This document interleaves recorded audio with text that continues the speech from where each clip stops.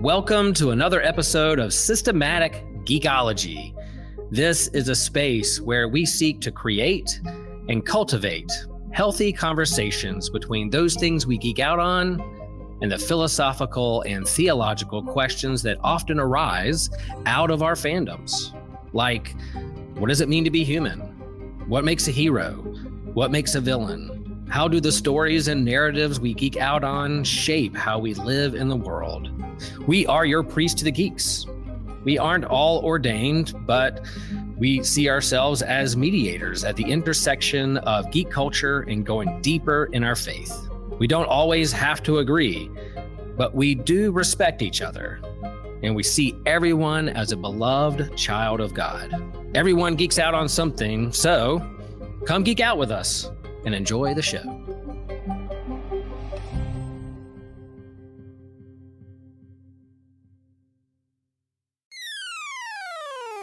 You're listening to an Anazao Ministries podcast.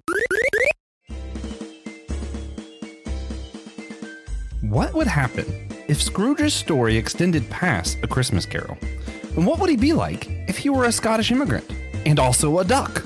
Well, guys, today we're back with another primarily political episode. We're going to talk about Scrooge McDuck and his role in Disney, his backstory, and how much me and my guest, Brandon Knight, didn't know about Scrooge McDuck. Turns out it's a lot. Hey guys, I'm Joshua Noel. I'm here with the one and only, the genius host of My Seminary Life, Brandon Knight. We're here to talk about ducks today and politics and money. Oh yeah. It's not going to get weird at all when we start talking about infrastructure with duck power or Hobby Lobby scandals. It's going to be great. Are we sure that this isn't the Barney theme song? I just have the Barney theme song going through my head right now. It's just Yankee Doodle. It's perfect. Don't worry. Anyway, Brandon, one thing we are starting to do, we're trying to figure out how to structure these episodes. We're still working on it, everybody. But we're going to just identify someone we think is a bad actor in politics, whether real life, biblical, fiction, could be Lex Luthor, could be Nebuchadnezzar, could be Saruman. Anyone you just want to identify, be like, hey, this is what a bad actor in politics looks like. Why? Because at the end, we're going to do positive, and I'd rather end on positive. So that makes sense. You want me to go first? I prepared a little bit for this one. This one I did prepare for because okay. I was going to talk about how many times Richard Nixon has been repackaged and repurposed for pop culture purposes, because I could come up with 3 right off the bat, but I don't know if that's a bad faith actor within politics. Maybe an example of a bad faith actor in politics who maybe not be the first pick, but let's not forget the tragic reveal when we all found out that Anna and Elsa's grandfather in Frozen 2 had constructed this big elaborate charade to try and be on, a peaceful offering to the indigenous people near his kingdom. And it was all just a big charade. So that way he could get as many of them together as possible to then unlife them from the face of the earth. So that would be an example, trying to use a little bit of politic. So yeah, I would say that would be an example of a bad faith actor in politics, using the illusion of peace as a way to then very literally stab somebody in the back. Oh man, that's such a good example. It makes me wish I would have thought about this more. I'm going to go with a different Disney one that you don't have to think at all to realize, wow, what a terrible political actor. Yzma from Emperor's New Groove. Okay, yeah. She's been the whole movie just trying to usurp the throne, have the leader killed. And why? She didn't want to be kicked out. She just wanted to retain her power, maybe gain a little extra power. And why? Because power made her happy. And that was pretty much it. No really elaborate thing there. Just power made her happy. She didn't want to be kicked out, so we'll just kill this guy. Yeah. So yeah.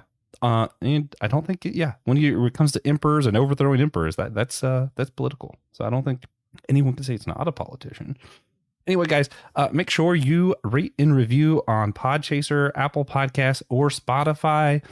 we got a lot of listeners and not a lot of ratings. So, hey, help us out. If you're listening, just hit the, 5-star, leave a little review, something like that. Or if you're on YouTube, of course, smash in the like and subscribe buttons, or else you are smashing Will's heart. We all love Will. You wouldn't want to do that to him. So smash that like button. And I do want to do a thank you to one of our supporters, Jeannie Mattingly. We could not do the show without you. Not just because you're my aunt, but because you're great and you support the show. You rock. And of course, if you guys want to listen to more primarily political episodes, you can do that down below with the link. And with that, we are going to discuss Scrooge McDuck. But before we do, Brandon, I actually thought, since I knew we didn't know a ton about it, we should just shout out what cartoons did we watch growing up. I did watch a lot of Disney. Scrooge didn't make it up there a lot other than DuckTales. I lived in Florida. But when you were, growing up, we're both 90s kids. What were the cartoons of choice in your house? I'm glad this is one of the questions because for some reason, I did not watch. Actually, I kind of know why. I did not watch a lot of the Disney cartoons, and there was a few factors for that. I'm a midway through the 90s baby, and I'm the oldest in my household of my siblings, so a lot of those like iconic Disney cartoons predate me. So whether it's like DuckTales, Chip and Dale Rescue Rangers, Goof Troop, Tailspin, like all of these, I've seen like episodes here and there. Honestly, I've probably seen more of the rebooted version of DuckTales with David Tennant doing Scrooge McDuck's voice than the original version. Some of this also has to do with the fact that because I was so young, some of them I wasn't even allowed to watch. Never seen Gargoyles. I was not allowed to watch Gargoyles as a child because I was very little when that show was on. The only exceptions were I've seen a lot of Bonkers and I've seen a lot of Darkwing Duck, which is the show that Disney Plus needs to figure out that is the one we actually want a reboot of. We want more Darkwing Duck episodes. I don't know. You even have a very successful comic book series going on Darkwing Duck. Why is this the one that we have to beg for? Oh, it's happening. Is it happening? Okay. Yeah. They announced that it's happening. I just wonder how long they're going to take on it. I'm very aggravated because they managed to get something about him in DuckTales, and then they were like, "Oh, hey, that did well. We're gonna do this reboot." DuckTales ended a long time ago, the 2017. It did. I say a long time ago, but yeah, relative. Relative. Sorry, didn't mean to interrupt you. So if I was watching cartoons, it was usually Cartoon Network or Nickelodeon. Angry Beavers, Rocket Power, Batman Beyond, Dexter's Laboratory, Samurai Jack, Powerpuff Girls. Those were the usual cartoons. SpongeBob. These were the usual ones that I was watching in my household. Yeah, it's weird. I was big Nicktoons and big Disney, but I never I think it's because there's a lot of Cartoon Network I wasn't allowed to watch. And for some reason, I really couldn't tell you why. My parents were emphatically against Ed, and Eddie. I really have no idea why. But since that was one of my favorites on Cartoon Network when I was growing up, it was like that one. Yeah, I don't know why they hated that. There was another one that I wasn't allowed to watch that I never understood why. But what was it? I don't know. I'll get around to it eventually. But I was in a lot of Nicktoons. Angry Beavers, Rocko's Modern Life. You mentioned all of those. Big fans of those. The one Cartoon Network I did I was really into Johnny Bravo. I loved Johnny Bravo. Now as an adult, I'm like, why was Johnny Bravo watched that, but not Ed, and Eddie. That was a weird one. Yeah, through retrospective, that is a weird one. I wasn't allowed to watch Cow and Chicken. I wasn't allowed to watch. That was it. That was the other one. Courage the Cowardly. Oh, Cow and Chicken. Mama had a chicken. Yeah. Mama had a cow. I wasn't allowed to watch Courage the Cowardly Dog or the Ren and Stimpy show on Nickelodeon. Yeah, I wasn't allowed to watch Ren and Stimpy, but Courage the Cowardly Dog, I was allowed to watch for only one reason. My parents were going to stop it. They're like, hey, you can't watch this, whatever. But it turns out I first saw it with my grandfather, and he just kind of boycotted them on that. They said, no, this is good. And he wanted to watch it. So basically, they were told they had to let me watch it. That's funny. So, yeah, he won out on that one. Man, yeah, but Disney, everything that you mentioned, I'm super into. The Chip and Dale Rescue Rangers, I loved it. When they made that movie recently, I adored that that film, was wonderful. Especially, man, the end where they're like, what if we did a reboot? We could have someone really cool do a song. It's like, nobody wants that. And then Post Malone proceeds to sing Chip and Dale Rescue Rangers. And I do have that song on several playlists in my phone. Just because it's awesome. Like his voice is so good for the Chip and Dale. And I'm like, oh, why is he so good? It's true. Darkwing Duck, you mentioned, everyone knows I love that. DuckTales was honestly, DuckTales and Tailspin were probably my two favorites when I was a really young kid, as far as like regularly watching those shows. I love both of those. Okay. And yeah, like really, when we first suggested this, I really thought this was just going to be, because I didn't know a ton about them. I just know that I like DuckTales. I was like, this is going to be funny. Right. And it's just going to be an excuse for like a quick little 30 minutes of me continuously going, DuckTales, ooh. That was it. That was going to be the episode. And then I did research and realized, wow, I did not know this character. so this one, it's going to be an interesting one. What was your first introduction specifically to Scrooge McDuck? Was it DuckTales? Because I think that's probably mine. No, mine was the Mickey's Christmas Carol that came out in the it came out in the 80s, but it was on all the time during the Christmas season. So that was a pretty regular watch for us every Christmas, and still to this day, it's on Disney Plus, so I usually turn it on sometime during the month of December to watch. I pretty sure that had to be it, because like I said, did not watch a lot of DuckTales as a kid. That's fair. I know I feel like all the Mickey Mouse Christmas specials are great. My favorite, I think, is probably Twice Upon a Christmas.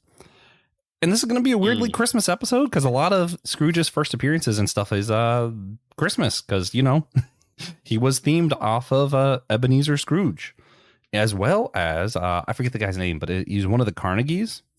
And I found that interesting because I don't know how many of the listeners know. I'm just going to talk to Brandon for a minute, guys. Ignore this. I go to Cumberland Island a lot, just different camping trips and stuff.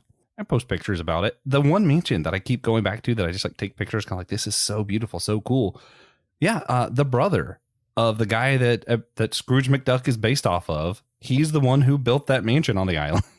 So it's like I have like a weird connection to the Carnegie family, where I'm like, oh, strange.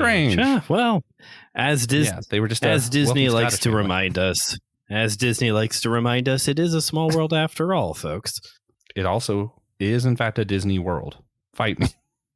Anyway, they definitely have everything a little bit in their pockets, which we're going to talk about today. We're talking about money. Money is the big theme. We're going to talk about Scrooge McDuck, and you're talking about politics. We're talking about money.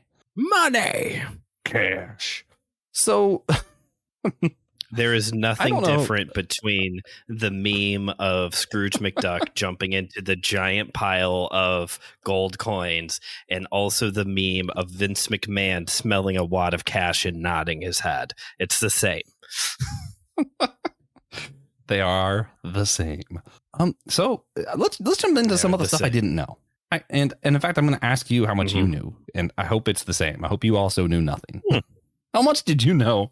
Probably about like Scrooge McDuck's origins, like how he got wealthy or any of that? Oh, no, I don't know anything like that. Although I do recognize these covers. I can tell you that much. Yeah. Turns out Scrooge McDuck comics were like extremely popular at one point. The original series by Carl Barks won several awards, and wasn't it back in the 40s? Oh. Scrooge McDuck goes back to the 40s. Interesting. Like, what even? Because to me, he's not even one of the main Disney characters. So I'm like, what? Sure. How's he back in like the fort? Like, what? That's like early Disney. Well, he's not supposed to be around till like the 60s in my mind. Yeah.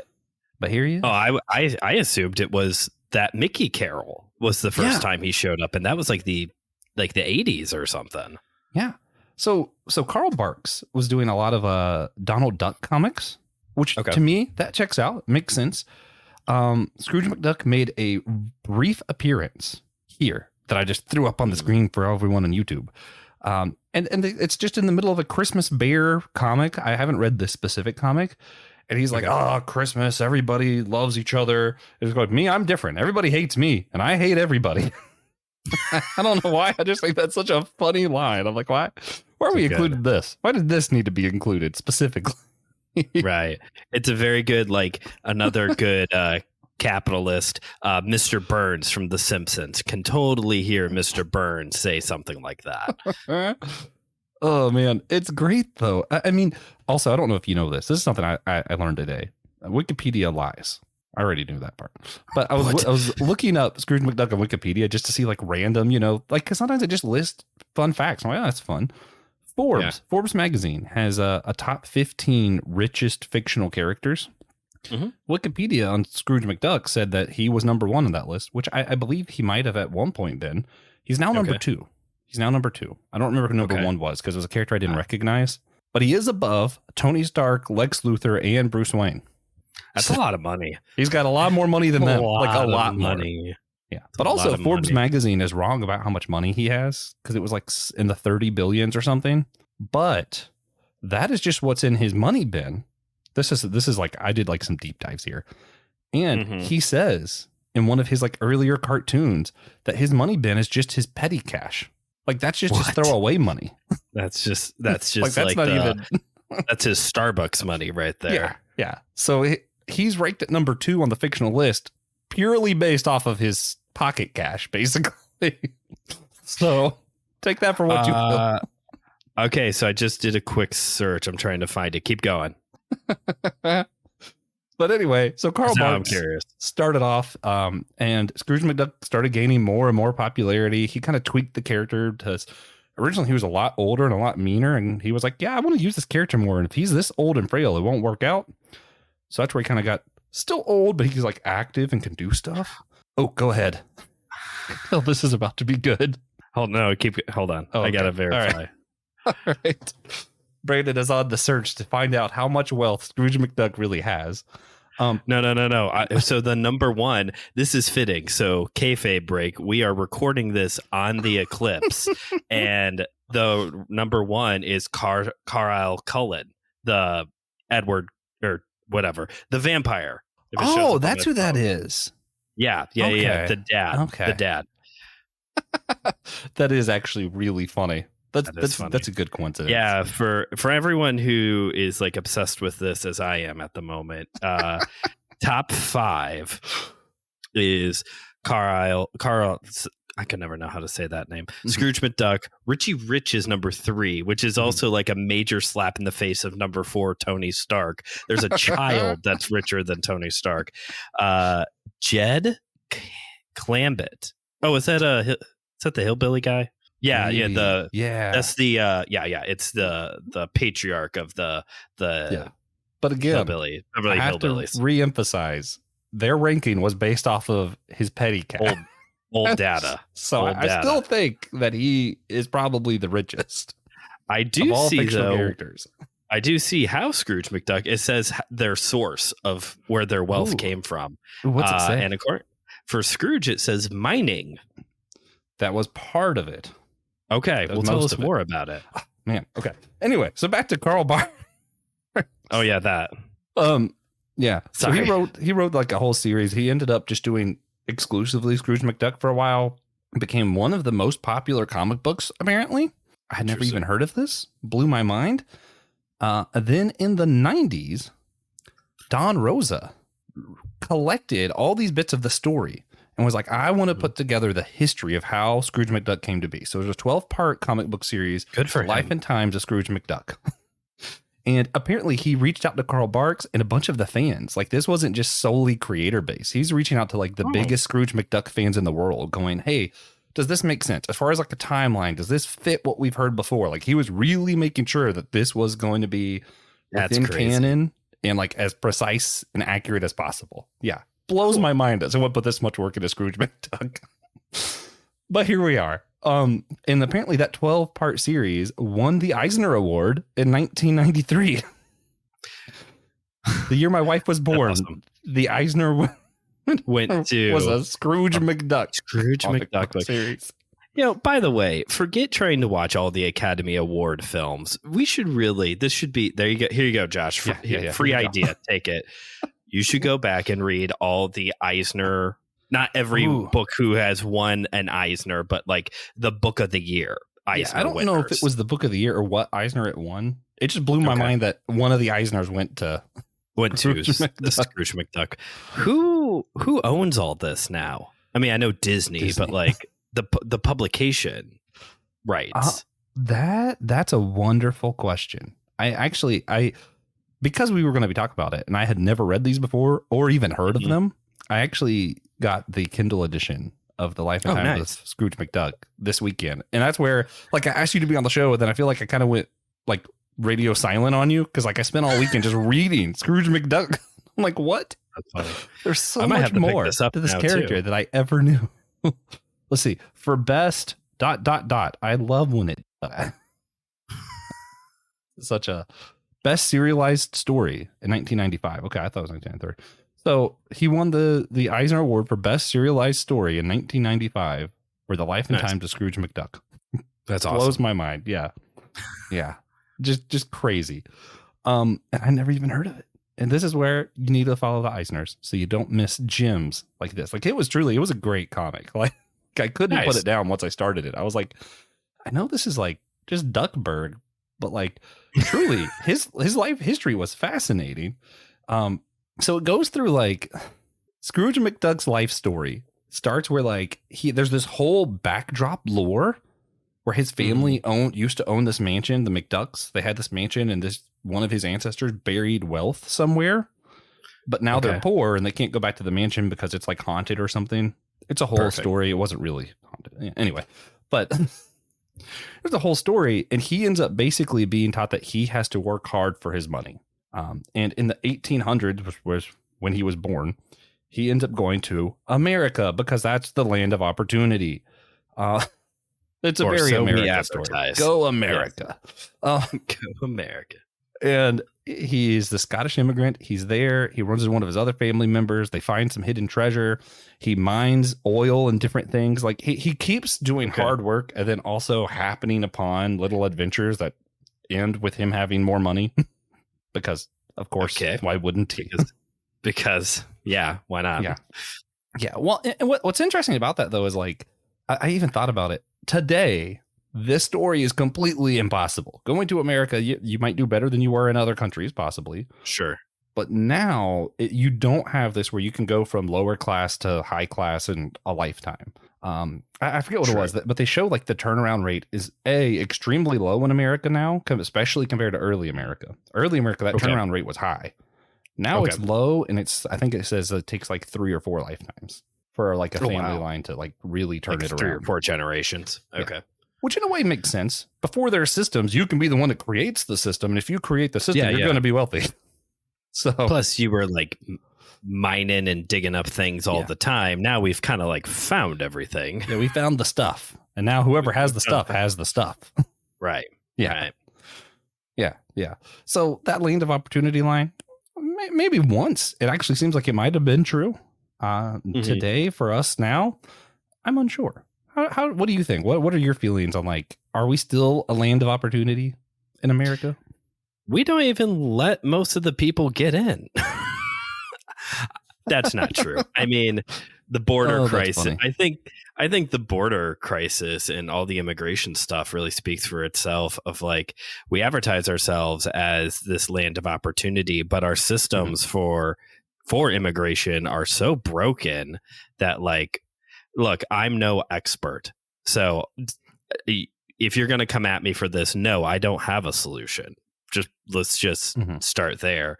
But like, you know, I live 30 minutes from the city of Chicago. I get their news. So I'm very constantly hearing about all these immigrants who are being bussed up to Chicago from Texas, from New York, from Florida, because Chicago's a sanctuary city. And so, you know, they get to Chicago and it's kind of like they don't know what to do next. There's been so many immigrants brought in that it's like any system that Chicago did have set up or figured out how to set up, it's already overflowed to the max. So, yeah, we advertise like land of opportunity, but it seems like we're not prepared. Forget the whole, what you just said about, we found all the resources and, it takes 3 or 4 generations now before you can have like inherited family wealth to that extent of like, like a Scrooge McDuck or whatever. But like, the system of just like even people coming in is so needs to be updated, so needs to be restructured, that it's like maybe we should take this down of a notch of like promoting ourselves of the land of opportunity, and maybe like fix some of our issues so that way we can get some of these people in. Yeah. Hello, friends. If you enjoy systematic ecology, a great way to support us and to keep us moving forward into the future is to be a patron on our Patreon network. If you're a Patreon, then you get live access to our YouTube exclusives like Comic Book Ketchup and Manga Mustard, Drinks with Tejas, and also some extra content there with our companion series to go along with our annual theme. If you're a patron, you get exclusive merch like t-shirts and handbags and mugs. There's also a bonus extra question that has extra content. In each episode, we go deeper into our faith and the questions that we're wrestling with, but we also do this extra question to jump in and share about, and patrons get to hear how we answer that question. There's discounts on our store. You get access to any future online D&D campaigns. You can easily access all of our Patreon content through our Spotify page where it says exclusive content for subscribers. That could be you folks.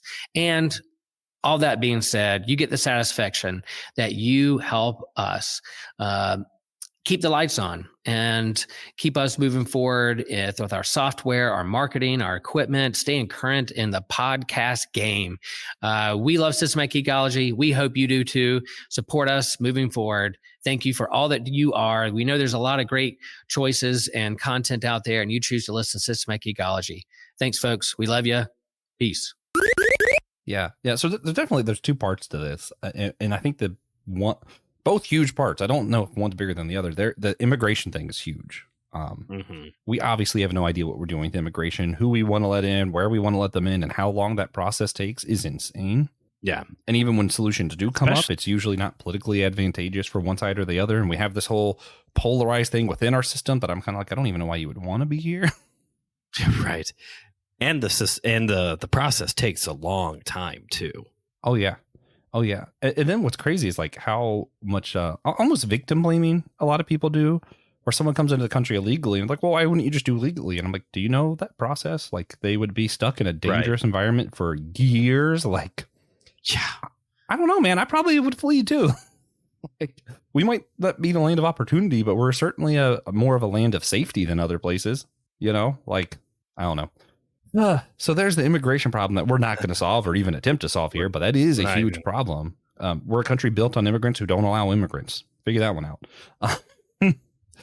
And then on top of that, you have that, the generational whatever. My dad, he did go, not like poor, but he did work hard, and through his hard work and going to college, he was able to kind of turn around, and they're like, went from probably upper lower class to upper middle class now, Gotcha. And okay. He did really well for himself. And I don't think it's that there's not opportunity for those here.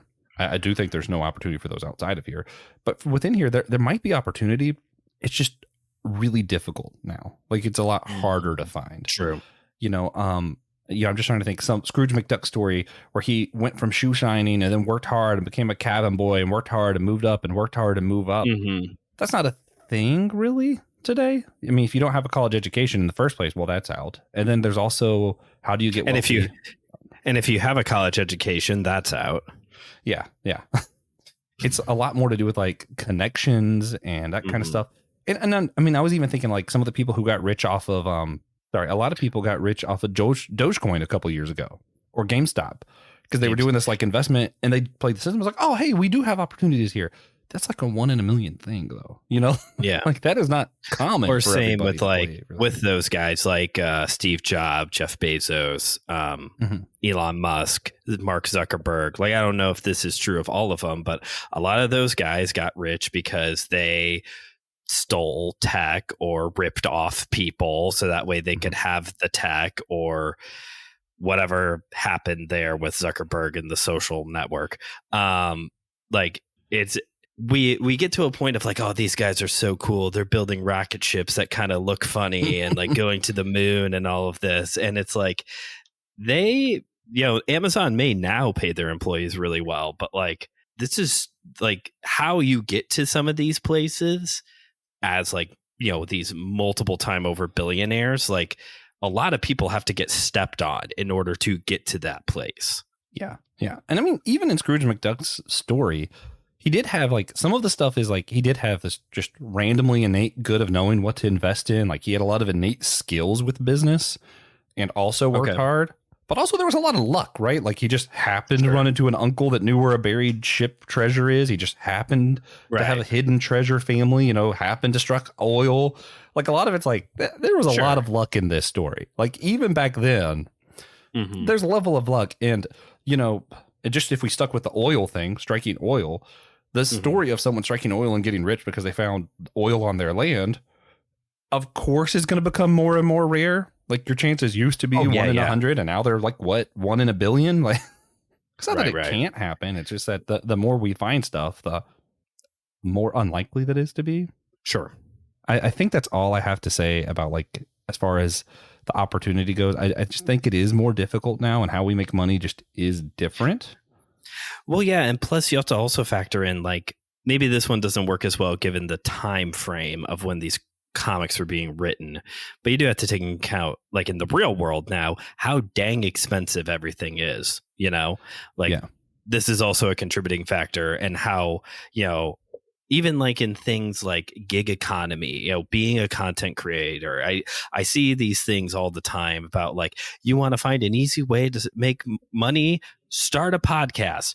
Terrible idea. We're way past this idea of like you just start this thing and then you start making money. Like we're past that. We're very much past that. Unless you're going to do some like TV show Jackass style kind of like thing, you're not going to be making money off of podcasting for a very long time. You might not even be breaking even for a very long time when it comes to podcasting, or any kind of like millions of subs on YouTube. Again, unless you're doing like some outrageous thing, we're very much past like even this kind of a thing, which this is very new and way more accessible than striking oil on your property, Yeah.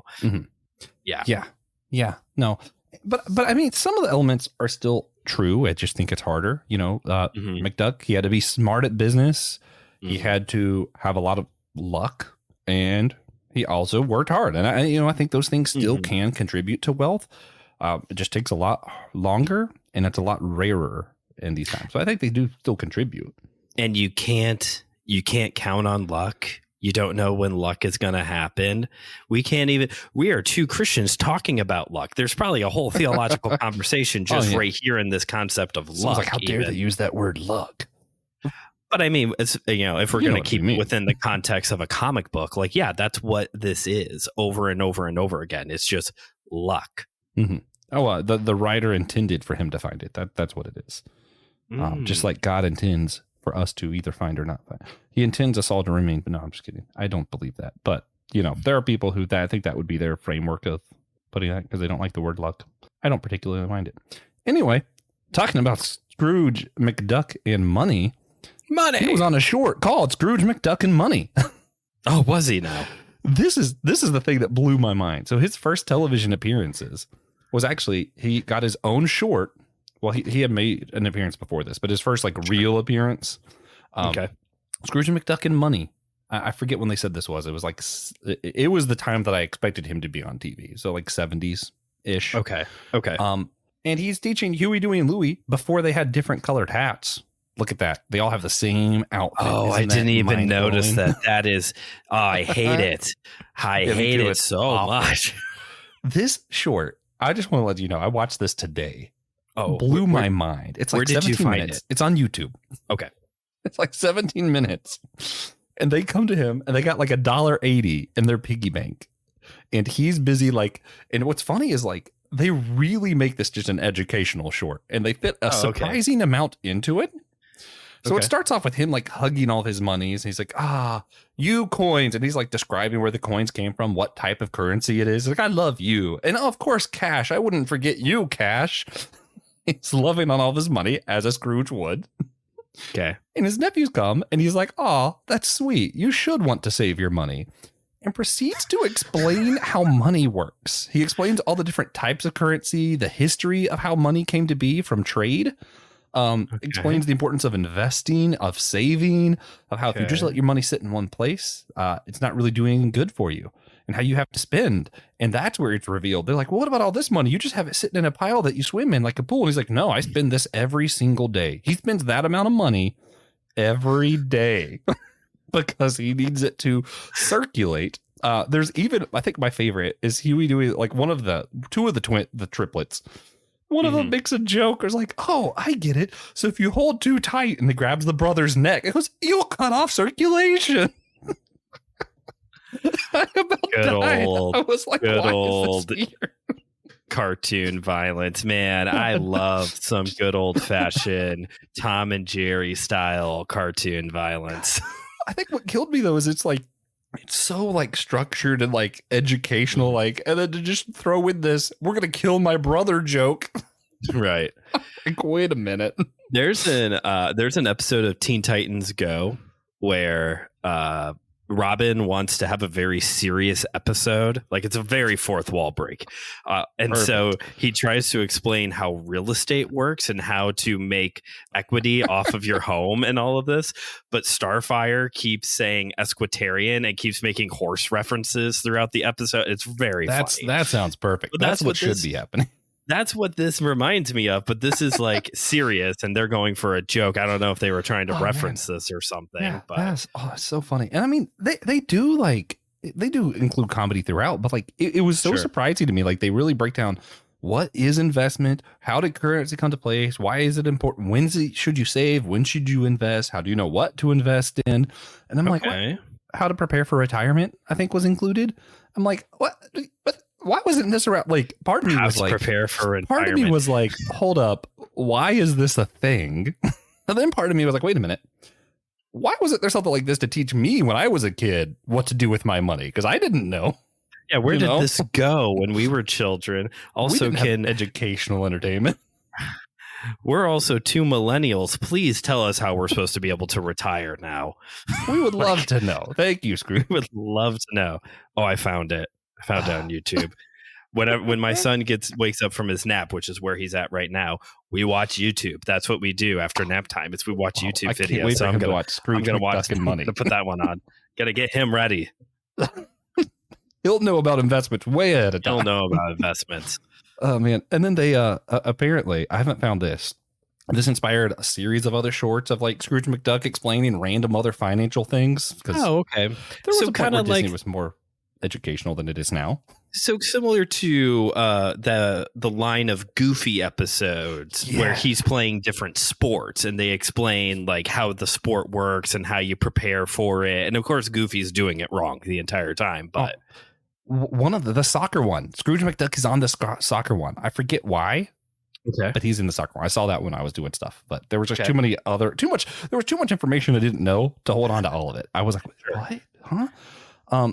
Hey, so as a dad, do you think we should be doing more like cartoons that tell our kids about money, or should that be left to the parents? Should we just be like, you know what? What if kids' entertainment's just for entertainment?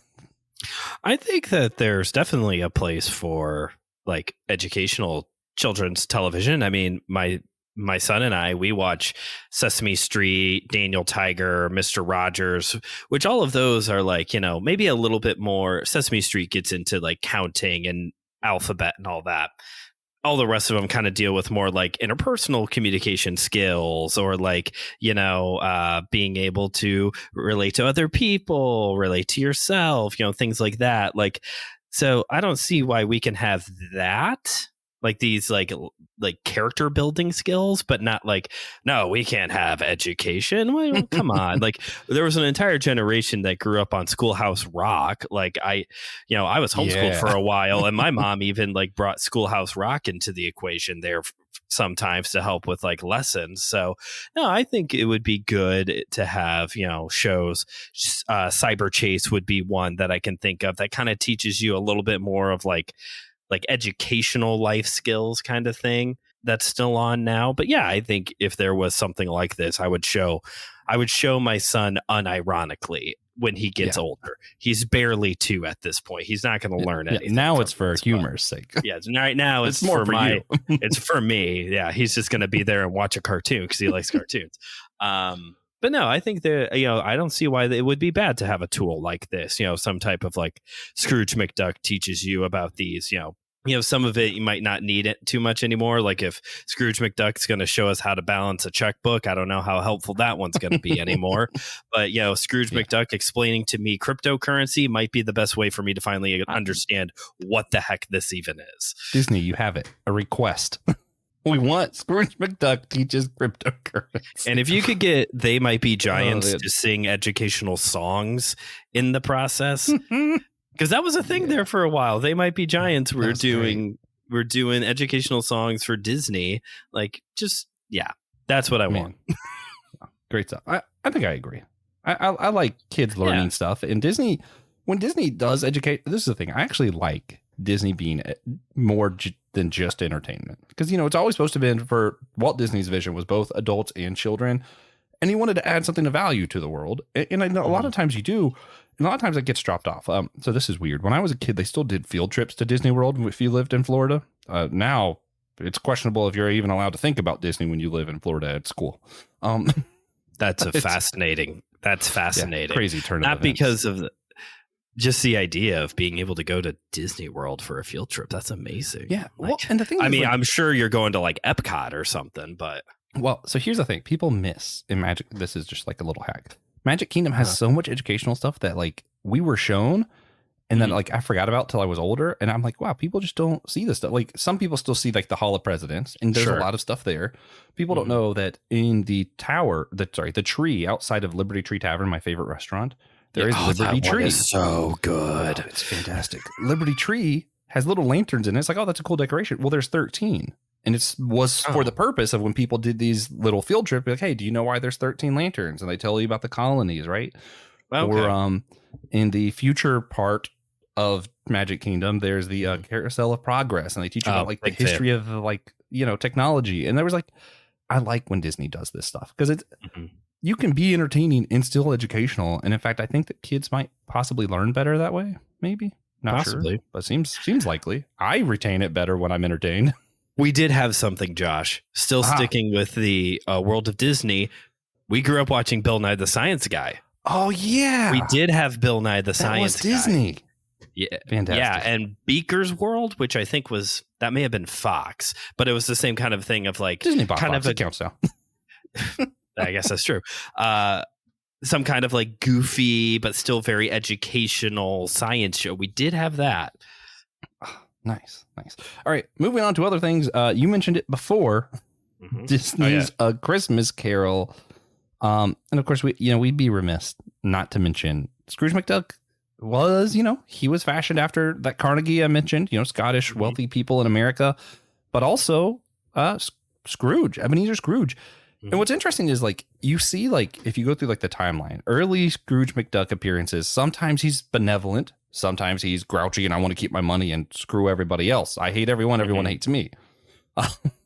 Right. I feel like after the Christmas Carol movie that came out, you kind of see a turn away from that. I don't think there's an instance after this point where he's portrayed as anything other than benevolent. Interesting. I'm not sure, Very but I can't find it. Yeah. Very canon moment for him. It's what's the Doctor Who term? Like a fixed point. This is the fixed point of his character timeline. That's interesting. Yeah. For those who don't know, you want to talk about A Christmas Carol, Lenny? Like just kind of like the basics and why this is interesting part of why it could be an interesting part of his story. I hope this doesn't like offend anybody, but like if you don't know, I don't know how people wouldn't know the plot to A Christmas Carol, because this is the most overdone plot line in Christmas history of this crabby person who just hoards money. His life is his money, Ebenezer Scrooge, and has this supernatural experience, not with God, but with ghosts who instruct him in, shows him Christmas past, Christmas present, and Christmas future. And he goes on this journey of where his life started, where his life is now, and where his life is headed, and has this rebirth essentially to become this very benevolent person. That is essentially the plot of any version of A Christmas Carol, except for maybe the movie Spirited with Will Ferrell and Ryan Reynolds. They take a little bit of a different slant at it, but just about all the rest of them is that. Well, my favorite doesn't involve ghosts, but that's because it's the Doctor Who one, and it still sort of involves ghosts. Kind of. Yeah. Muppets Christmas Carol is one of the best ones, obviously. Fantastic. We have done a whole episode of Christmas Carol before. Although I will say the Ghosts of Christmas Past in the Muppets Christmas Carol is terrifying. Worse than the Ghosts of Christmas Future. I do not like the Ghosts of Christmas Past in the Muppets one. In this Disney Muppets Christmas Carol, or Muppets Christmas Carol, excuse me, in this Disney Christmas Carol that focuses on Scrooge McDuck, this one is littered with cameos. There's so many fun background characters that show up. The kids from Robin Hood, the two guys who come to get a donation from him. I think they're from the Mr. Toad special. Fantastic.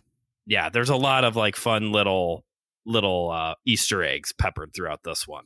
Yeah, and it was they asked, I think it's the only time that it's Christianity is mentioned explicitly in Disney. The characters from Mr. Toad, they actually asked him for Christian charity specifically. Oh, yeah, I guess just I an never interesting noticed little that. fact. Yeah. What do you think of have you ever, outside of Disney or even with Disney, because I never think of Scrooge McDuck as Scrooge. I don't know why. I just don't.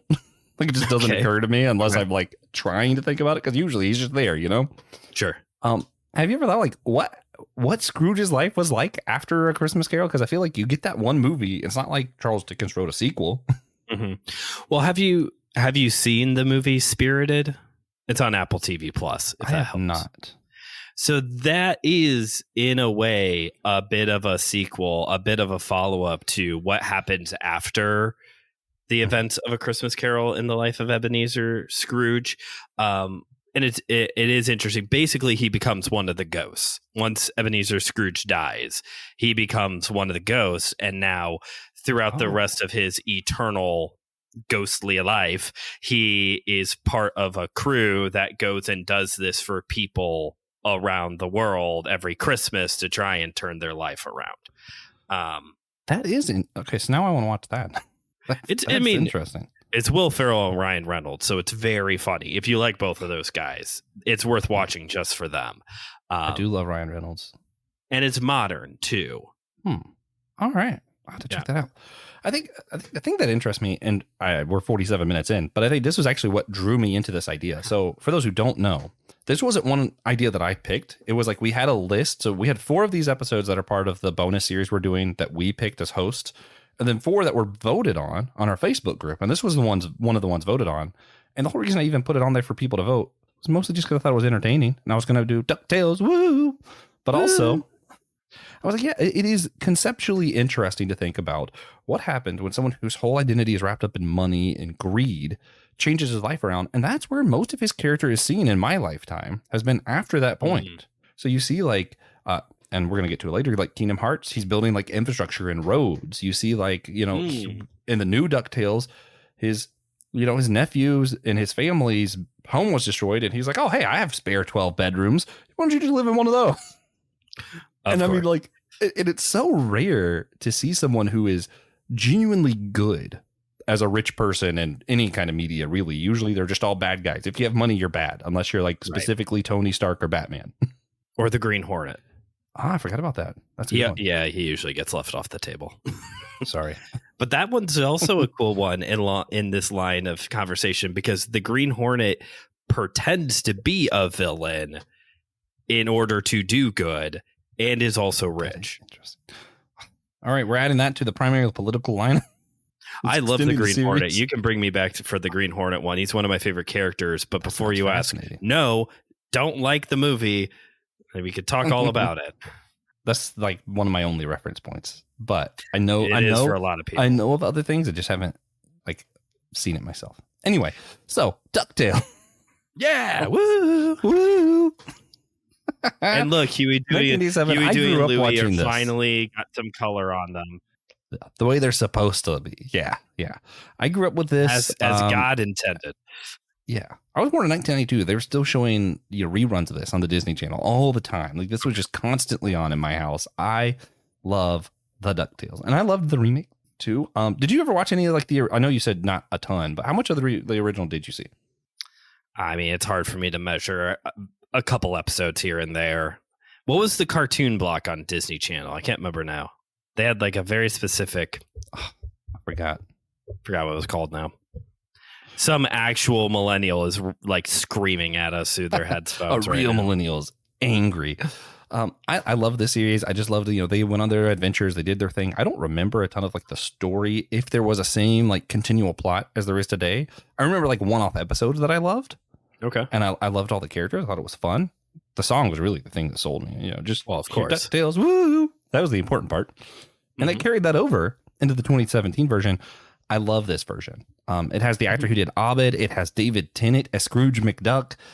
And it had like, as far as like cartoons with like a continual storyline, if you watch like front to back, like the whole series, man, it's fascinating. Like not just Scrooge's part, but like the part about like the mystery of what happened to their mom, Donald Duck's wife. And you're like, there's just so many little interesting tidbits throughout the series and like how they build the story. I thought it was great storytelling, great world building. And they build the world in Duckburg, which, goes all the way back to Carl Barks that we mentioned at the beginning of this. He's the one who invented Duckburg. And here we are back in Duckburg with this whole crew, modern cartoon. You said you were more familiar with this one. What do you have anything you want to add about this? My brothers were watching this one because this was 2017. So I was almost moved out of the house by this point. So yeah, I remember episodes here and there. I mean, for me at this point, I was out of college. So the appeal was the doctor is doing the voice of Scrooge McDuck. Sign me up. Yeah. I didn't know one of these. Did you watch any of the trailers? I'm sorry to cut you off. Before it came out, Probably. They did these little trailers of like each character and like kind of introducing you to the character. And they did Scrooge. They were talking about like his wealth and all the adventures he had and how he just built a time machine with his money. And at one point, he literally goes, "Allons-y." And I was like, they understand. They know who's watching this and why we're here. Right. I didn't know Danny Pudi does one of the characters. Yeah. I don't remember. He's either Huey, Dewey, or Louie. He's one of them. He's one of them. Okay. No, I didn't know that. Yeah. And I don't remember who the girl was either, but the one who plays Webby, she's someone I like a lot too. She's someone. Okay. I'll have to go look at the cast. Oh, Kate McCusey. I don't know how to say her name. Okay. That does sound familiar. She was in Scrubs. That's why I like her. Oh, okay. Yeah. Anyway, DuckTales, great time. You see him like, you learn about all these adventures he used to go on and where he found some of his money and just kind of like, and to me, it's like a more realistic Indiana Jones. In real life, people who are archaeology teachers don't go on these crazy adventures. It's rich people. Those are who go on these crazy adventures. Yeah. That's when you were talking about the original, like the comics about how he would go and find this wealth and this buried treasure somewhere. I'm like, this is the exact opposite of Indiana Jones. It belongs in a museum. Like Scrooge McDuck is no, it belongs right here in my swimming pool. My house. I think he's bought a few museums and put stuff in, but they're still his. I hope so. It is. I wasn't joking earlier. It does remind me a lot of the Hobby Lobby problems. Where you saw where they had like certain stuff smuggled into the country and some stuff they might not have known about. They might have known about, but they were sued by the U.S. government and lost badly. We took on corporate America and broke even. That's a Simpsons joke. Oh man, but it does remind you, like, rich people are usually the ones doing these stuff, and then it's like a question of, do they give it to museums? Do they give it to the rightful thing? Are they like ethical with what they do? I think Scrooge McDuck probably is not ethical with what he does with this stuff. I don't think he's being evil, but he does just kind of claim stuff as his own. Right. Like, this is mine now. I found it. Finders keepers. It's just finders keepers all the time. Yeah. I think they kind of avoid that question in the show a lot. Right. But yeah, I mean, it definitely is kind of like, these are the people who can go on these crazy adventures. It's not like people like me and Brandon aren't the ones going over to Europe doing cool vacations. It's people with money who are going to Europe having cool vacations. Right. Yeah, but he does, you know, you do see this values of family. Like he values his family even over his own wealth, which he values his wealth a lot. Right. He sings songs to some of the gold pieces at times. He knows the story of every single penny that he's kept. It's insane. But, Quite you know, but like you do see this where like we wouldn't be able to do the kind of stuff they do. And what I love about the 2017 cartoon is you see like the kids were growing up like, I guess, lower middle class or maybe upper lower class with Donald Duck. Okay. And Donald was struggling to get by at all. There's all this stuff. And then all of a sudden they live in this mansion and they're going on all these adventures. And you see everyone's life actually does just change. So it does bring this question of like, how much does wealth change your life? Like, can wealth truly make a difference? Like, we like to act like it's not really that valuable, you know, material things don't matter. Mm-hmm. But man, it seems like they're having a lot of really good family moments and adventures that are building them each other up. And it is because they have money. Yeah. Well, this is also, I mean, this can even go back to the comic book of like how you could be reading these stories and think like, wow, you know, back when they were coming out, you could think like, wow, you know, if I just go in my backyard and start digging, I'll find oil. And we know now that that's not necessarily the case.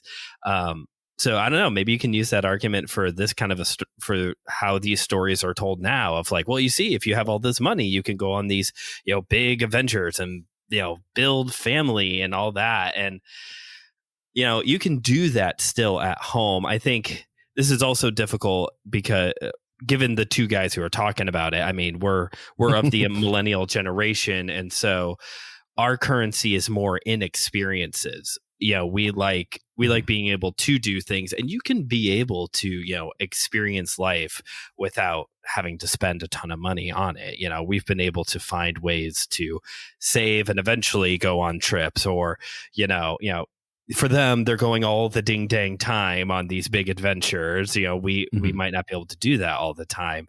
I think money definitely creates more opportunity. That seems, I think that's, you know, a safe thing to say. But yeah, I don't know. I think it comes down to how are we going to use the resources that we have now in order to enjoy life, and maybe also to put some away to be able to enjoy things in the future as well. What do you think?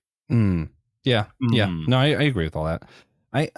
It's annoying because it is like, he wasn't wrong when he was teaching the children. Investing is how you get more money. Like if all you do is hold on to your money.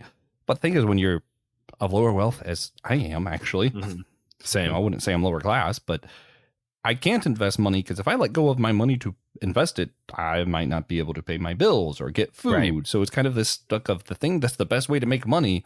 You have to have a little bit more money than I do to do that. Yeah. I was recently looking into a lot of that because I turned 30. So now all of a sudden the stock market is interesting. Yeah. I don't know what happened. And it's like, oh no, I don't really have enough to start investing in things quite yet. Or we currently rent our home and we're trying to look for a house, and that's tricky. One, because the market is so not great at the moment, but also because we've been renting a house, we haven't been building equity, as Robin taught us in that episode of Teen Titans Go, to be able to then purchase a bigger home. We're looking at stuff that's more like a starter family home, but that's not quite enough room for someone who's already has started a family. So it gets complicated. It can get very complicated very quickly for those of us who are maybe who are a little lower tier, you know. Two podcasters, one works at Chipotle, the other one's a ninja. Like, you know, it's hard to make money. I love that. But I mean, and it's true. It's just difficult, which also makes it difficult to go on adventures. And if we go to a cool adventure, we're not coming back with stacks of gold. We're not Scrooge. No. Yeah. Oh, no. Yeah. But I mean, I don't know how that would even work with. We don't. I don't even know how that would work with an airline. Like, would Southwest let me check that on? Like, they would just take the money. I want to I'm going to sound like an advertisement. I'm sorry. My quick recommendation for those like me, there's an app called Acorn that you can sign up for that will round up the money you're spending. So if you spend $1.99, it's taking that penny and it's taking stuff and it's rounding up your purchases. So it's not a significant amount of money that you notice going away. And then it will invest in, like, if you just kind of say, I want to invest smart and slowly build, or I want to do this, then, and it just kind of does it for you. You don't even have to think about it. So, if that's an option, that's a good way to penny pinch without, just having your money sit there. Another good one is Upside. Do you use Upside? I don't. Tell me about it. So in an Upside advertisement kind of way. Yeah. Do you have the Upside app? So Upside is this cool one because it's one of those few times where like I heard ads on the radio. I'm like, oh, actually, this one could actually work. It's mostly geared towards like Uber and Lyft drivers. You get cash back when you buy gas. So you pull up the app and it shows you a list of some of the gas stations in your area that is like associated with the app. And it will say, it's usually kind of small, but it'll be like 6 cents a gallon. So you go fill up, you have like your card attached to the app. You use that card, and then once you check out, however much gallons of gas you pumped, it'll give you, 6 cents per gallon for that. Ooh, man. Okay, that's smart. There's some restaurants on there, like the brewery right by my house. It's like 20% of, basically the tip. It's like 20% of the whatever you spent there at the brewery, you get cash back on. There's like some convenience stores, restaurants on there, but it's mostly like for gas. Particularly if you're like an Uber or Lyft driver. So I recently downloaded that one, and that's been nice. I'm not like going out of my way to spend money, and I've already made like $10 back cash back. So that's pretty nice. No, that is nice. I like it. Other thing, and this is just my thought. I mean, today we basically have to find the Scrooge McDucks, and they sponsor us. Like I said, like if I had $1 million idea, I don't. But let's say I do. One there, I'm going to create bees that kill other bees, and for some reason, that's a good idea now. I don't know. How about mosquitoes that kill other mosquitoes? Yeah. Well, let's just because we need to save the bees. That's true. I love bees. Okay, idea X. I'm going to call it idea X. It's an $1 million idea, and I'm sure it's an $1 million idea. Yeah, it but is. I need $1,000 to start it. I don't have an extra $1,000. I have to find someone like Scrooge McDuck that's willing to invest in me to do that.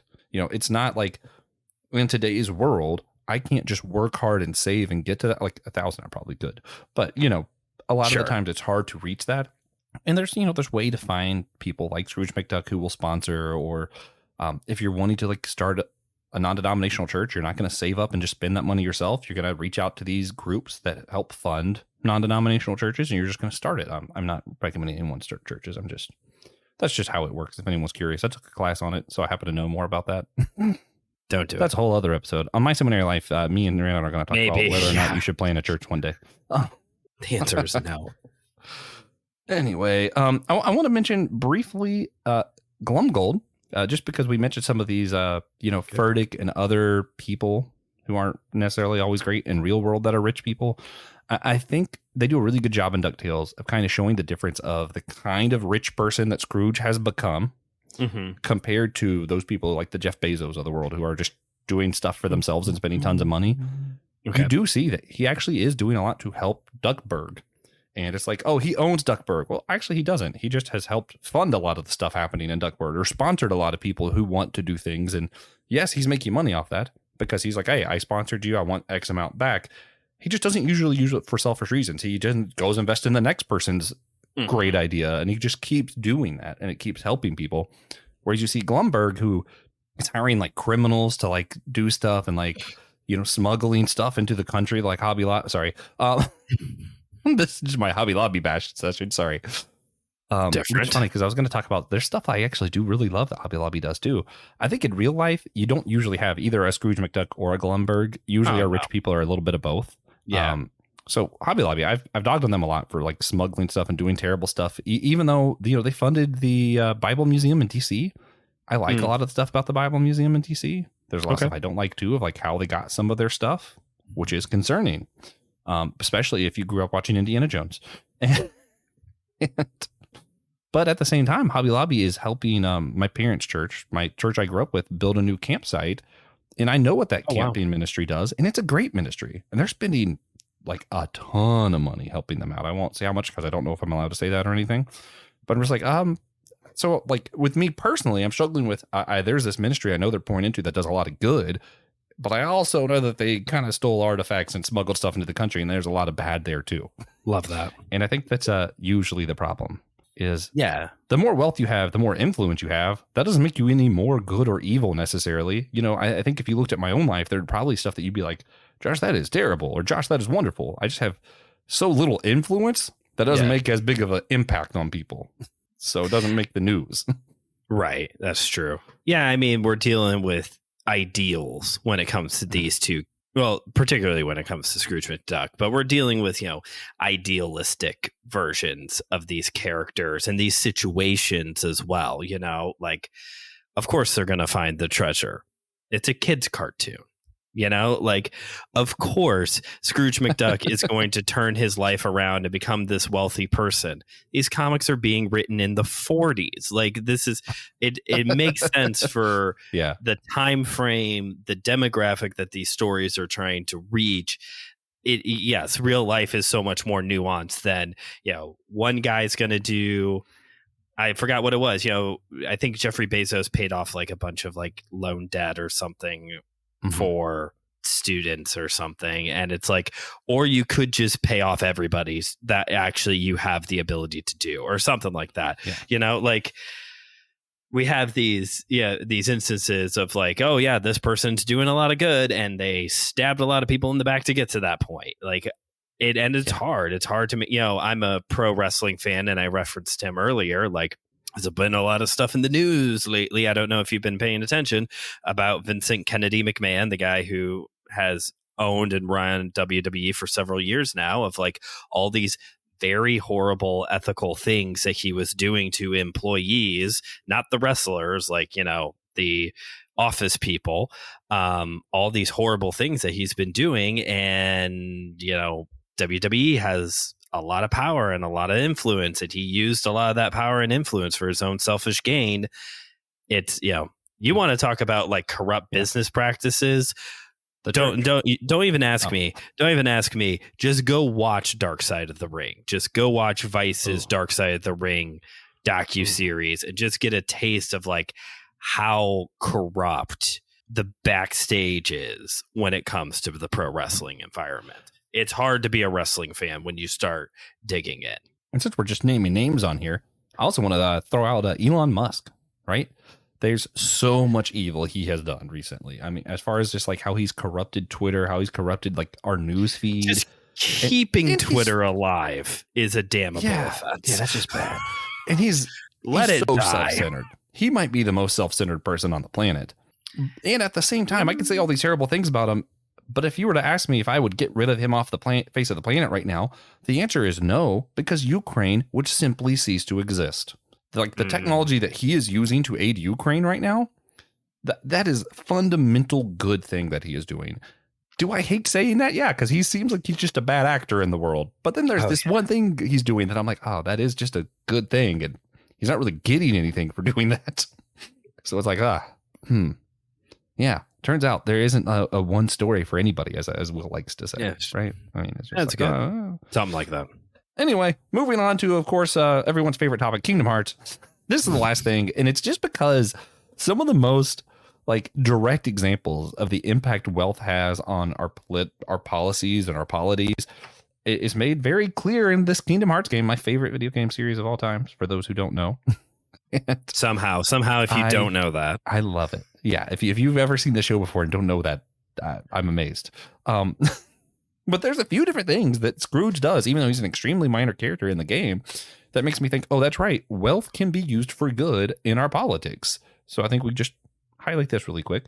One, of course, being, I say, of course, I don't know how many normal people know this about Kingdom Hearts, but King Mickey at one point, when he realized the darkness was overcoming the worlds, this is just a thing. Roll with it, guys.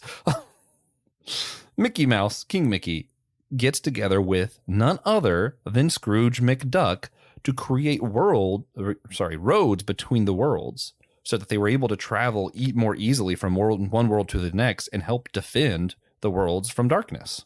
Why Scrooge McDuck of all characters? They don't really explicitly say, But it's hard for me to think that it wasn't because wealth is necessary for infrastructure. Infrastructure is necessary for protection, for good, for just simply being able to exist really with one another. So it was one of those where I'm like, oh yeah, that's right. Wealth can be a good thing. In fact, I would love it if a bunch of Scrooge McDucks got together and they paid for all the infrastructure in the United States and my taxes did not. That would be great. I'm a big fan of that idea. Sure. Also, I'd also like a slushy machine. Go on. Well, speaking of food, he also buys a restaurant and just has Remy be the chef. Remy from Ratatouille. Yeah, that's cool. Yeah, and it's one of those where, like, if you know Remy's story from Ratatouille, you're like, wait a minute. He had all this struggle and all this stuff, but in the Kingdom Hearts world, he didn't have to have the same struggles. He just had someone who was willing to say, what you're doing is good. Let me give you a restaurant. Of course, there then comes the concerns of, do you want a rat making your food? But in a world where you have why can't I think of the word personified ducks and dogs? Anthropomorphic. Yeah, anthropomorphic animals all over the place. It's kind of like, how much concern do you really have of a rat making your food at that point? It kind of seems like animals and humans aren't really that far away from each other in this world. Right. Universe. Yeah. But the fact still remains that Remy would not have had opportunity if it were not for Scrooge McDuck. So it's just kind of one of those in this game where you see that the wealth is in fact a very good thing. Like, actually, a lot of the powers of darkness would have prevailed if it were not for the wealth of Scrooge McDuck. So I just had to, throw out my Kingdom Hearts stuff because, of course, I had to throw out my Kingdom Hearts stuff. Yeah, of course. You have any thoughts on infrastructure before we move on? Structure. You think that Elon Musk should start building roads so that we can defend the United States from the powers of darkness? Yeah, the evil powers of darkness in Canada. I mean, sorry, all you Canadian listeners, that you have to be the butt of every joke from us in America. The real America. The real America. No, I don't have any.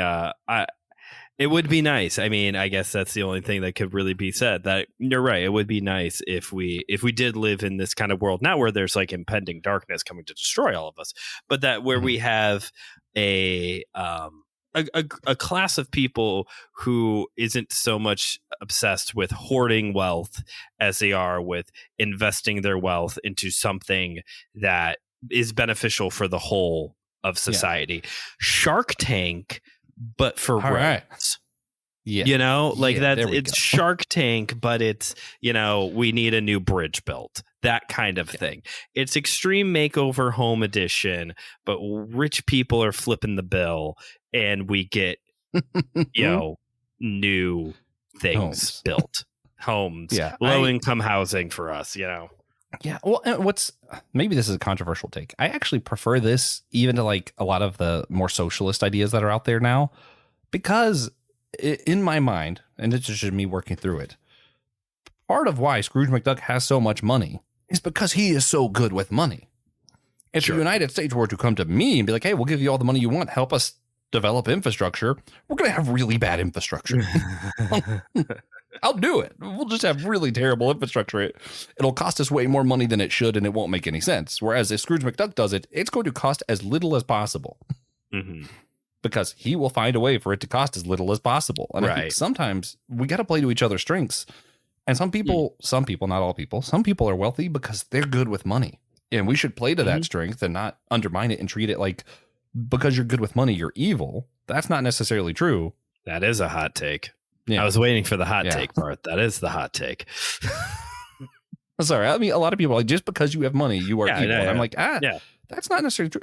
Now, we do see a lot of bad things from those specific examples we've used. I can't think of a really good example off the top of my head, but that's because I am an angry poor person. That's a joke. But the angry you know what I mean? If there was a if there was a Scrooge McDuck who was going around doing these good things, I don't think he's evil because he has all this money and he's not sharing it with everybody. Like, it's like, oh, you could give us all $1 million. Well, he has no obligation to do that. But if he is using his resources for good like that in the world, I would still consider that good. Maybe even more good than just giving us money because, hey, I have money, you should have it too. Gotcha. Yeah. So do you believe in capitalism then? Well, that's a great question. Is money the root of all evil? Do we believe in capitalism? Is capitalism evil? You tell me, Brandon. You're the No, seminary. I asked first. I don't think capitalism is good or evil.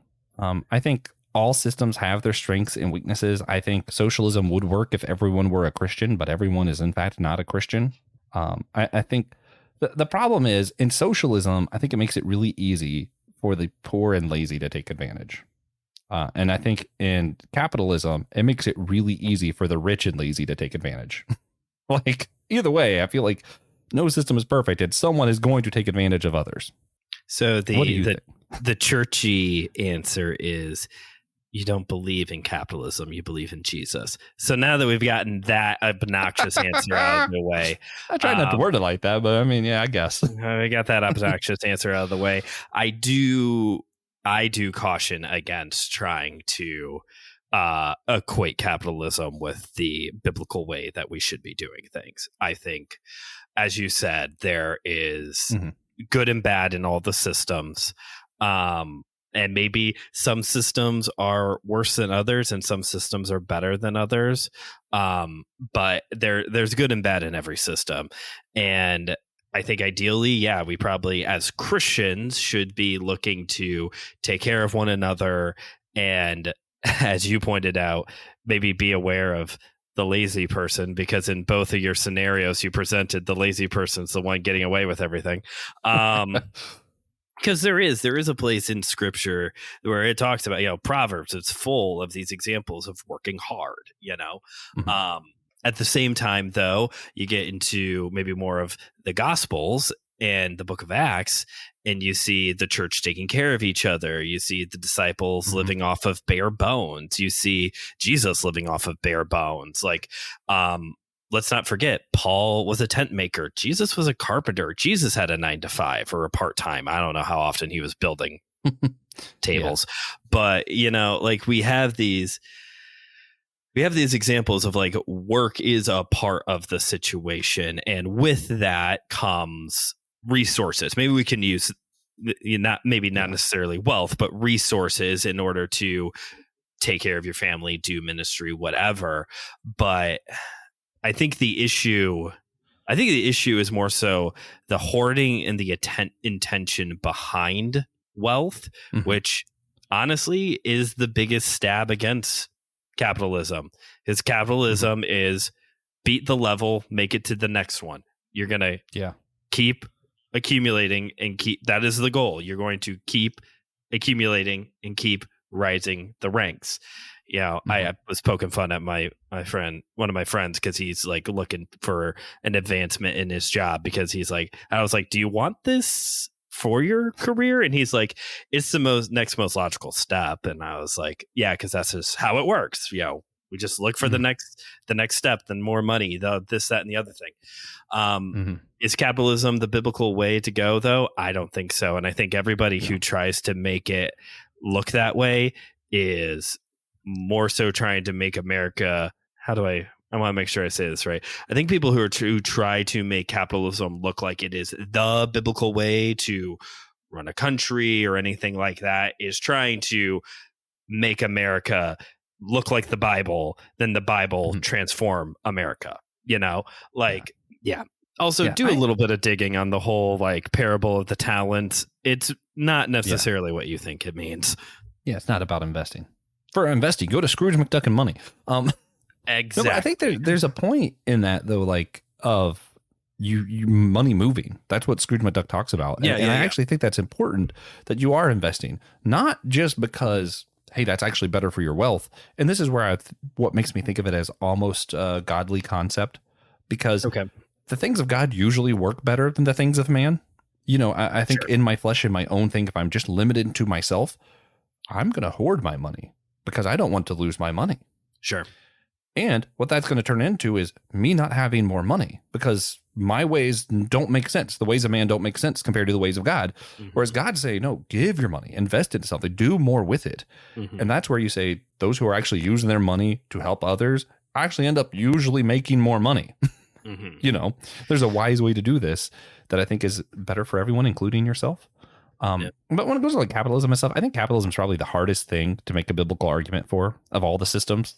And maybe that's super controversial, but I mean, I could make an argument for socialism picking out random verses from Jesus and stuff. Like I could make that argument. Yeah, you can rip a lot of out of context. Oh yeah. I could even go to Old Testament and make an argument that priests should be running the country. That's pretty easy, actually. Their taxes and everything went to the priest, and the priest kind of made the final decisions of where money went. So I can make that argument. Do I think that's the biblical argument? No, I think it's an out of context argument. I don't think the Bible supports a single functioning way of how to do money, but I think it teaches a lot of principles that we can use when we're considering how we want to do our things personally and how we want to build our systems. Maybe we want capitalism, maybe we don't. I don't think capitalism is anti-biblical, but it certainly isn't biblical, if that makes sense. Yeah. I'm just trying to come up with a way to take a shot at Dave Ramsey. So come back to me. Oh, yeah, keep going. No, but for those wondering, me and Brandon don't like Dave Ramsey, but that's just a simple statement that we're going to move on from. My last thing, a lot of people think money is the root of all evil is a Bible verse. I don't think it is. I don't think that's in the Bible. I think the thing in the Bible is it's harder for a rich man to get into the kingdom of heaven than for a camel to fit through the eye of the needle. So if the Bible warns us against money, should we avoid money? Should we just not have it because money is evil, apparently? Evil! I feel like this is a lowball question. Evil! I mean, speaking of cartoons we grew up with. If money is evil, then it is a necessary evil because you have to eat. You have to keep the electricity on. You have to keep the water running. You have to have a roof over your head, right? There are just like bare bone essentials that because of the society we live in, you need to have money in order to make it work, right? Again, I think this comes back more to the hoarding of wealth is the issue, not that money in itself is intrinsically evil. Yeah, I'd agree with that. And to bring it back to Scrooge McDuck, I think we see, and again, it goes back to that pivotal moment of the Christmas Carol in, was it like 1983, 1984, something like that.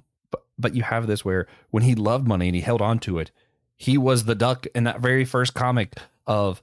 No, keep going. Sorry, keep going. Where everyone's like, oh, we love each other at Christmas time. And he said, no, I hate everybody and everybody hates me. To after Christmas Carol, wait, how can I invest in others? And how can I use that investment to make more money so I can invest in someone else? And I think that's the difference. Like, it's the love of money.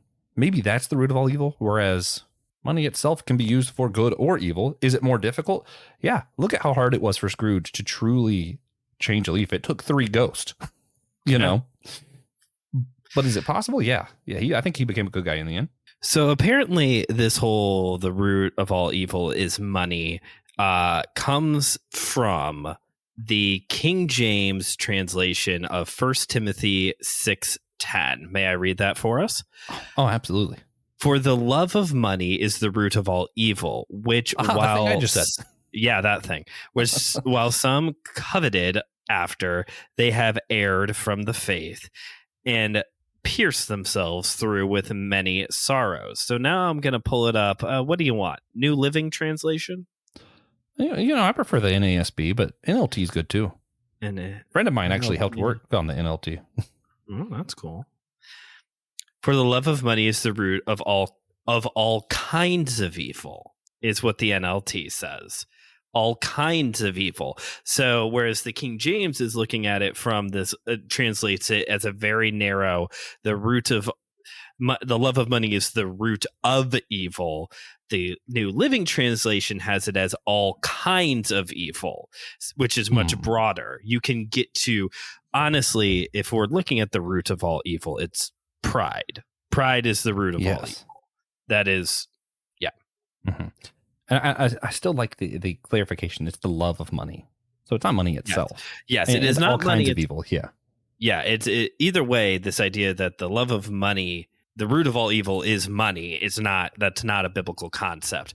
It's the love of money, which is what we've been saying. But also apparently there seems to be a nuance here in the Greek, which I do not have time to work on as we're live recording this. Wait till our follow-up in a few years. Right. Where there seems to be some kind of either it's very narrowly focused into all evil or several kinds of evil, which is very interesting.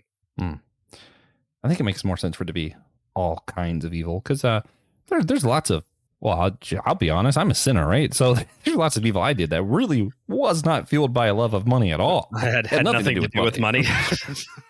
Yeah. But Yeah. all kinds of evil. Yeah. Look at some of the stuff that Jeff Bezos, how he treated people until he got caught, basically, how that company Sure. with Amazon, different things like that. Yeah. Yeah. There's all kinds of evil that's caused by a love of money, but also people who are using their money well exist out in the world. I'm sure. I'm having a hard time with examples at the moment. I'm sure someone's going to scream it in the comments, hopefully. But all right. Well, did you have anything else before we wrap this one up that you wanted to mention or bring up? The only other thing I'm going to say is that I do feel, all jokes aside, do feel very inspired to go do my own deep dive into the world of Scrooge McDuck now and watch this the comics investing cartoon and check out that comic book as well. This has been a lot of fun. Oh, yeah. Doing the research for this one was a great time. But with this, we don't do recommendations for primary political episodes. We mentioned in the beginning, we went with a bad actor in politics that we wanted to identify. Right. Well, at the end, we're going to uplift a positive actor, someone we think is a positive influence, whether it's biblical, fictional, or real life, which might also be, anyway, there's some overlap there. I'm going to go with one positive because I've been watching, I finally am watching Game of Thrones. Lord Tyrion Tyrell. Yeah. The dwarf. I am actually really impressed with how he started off kind of, I guess, just trying to prove himself because he'd been belittled his whole life, and eventually kind of aligns with someone who is freeing people, showing everyone this whole idea of like one group isn't better than another just because they exist. And he's doing a lot of politics. He's doing a lot of, well, hey, what if we worded things this way? What if we didn't kill them? We showed them mercy so that we can do this other thing. And like he's doing a lot of behind the scenes kind of politicianing. And it's genuinely for good because he wants to see better things happen in the world of Westeros. So I'm going to uplift him. I think he's a great politician in that series. Brandon, you got anyone you want to uplift as far as politics? Off the top of my head, I would think I would have to bring up the president in Independence Day. If anything, for the rousing speech he gives to kind of like unite the world together to take on this alien force. So I'll go with that.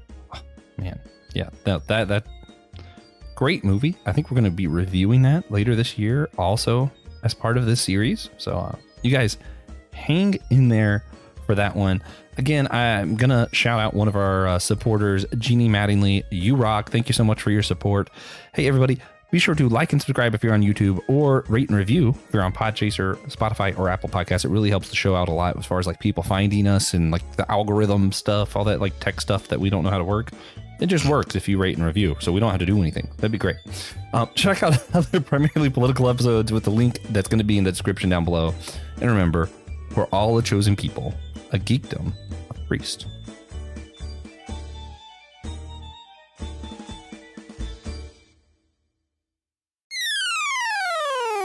Hey guys, Christian here to talk about our Captivate options. That's when you send us a little extra money to just help us along with our projects. But what do you get by giving us that extra money? Well, you have access to any future online D&D campaigns. You get extra bonus question content, which we do at least 48 times a month. You can make a one-time donation here of any amount to help support the show. This helps us with our overhead. That includes the editing software that we use, the recording software that we use, the marketing that we have to do for the show, the equipment that we all need to use to help out with the show, and more. So thank you for what you do. Head out to Captivate, help us out. We really appreciate what you do. See you later.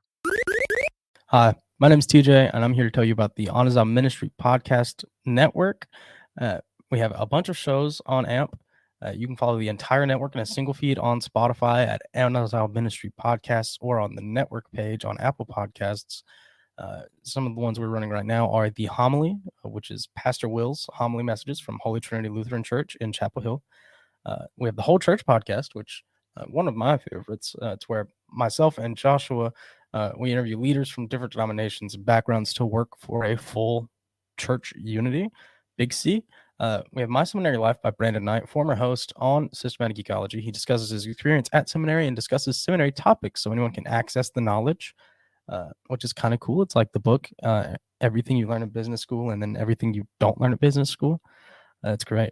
We have Let Nothing Move You by Christian Ashley. He goes through the Bible kind of like it's a Bible study to explain the biblical narrative through his perspective and what he's learned. Dummy for Theology, which is Joshua's show, he discusses various theological topics in an attempt to show every side of big discussions. That leaves you with more questions than answers, which everyone loves a lot. It's kind of a continuation of a series that we did on Whole Church, but it's really good. It's really fun. We have the Bible After Hours, where the foul-mouthed preacher goes through the Bible from a progressive view to challenge the status quo of the modern church. I love that one. If you're from a more conservative background, that one I find will probably be the most helpful for you. Definitely check that out. And we have the Clydes. Taylor and Elizabeth Clyde go through weekly discussions in a devotional, conversational method to help us get closer to one another and God. That's just a little review of what we do in AMP and all of our other shows. So check that out, get subscribed, and just start getting all that free content, you know?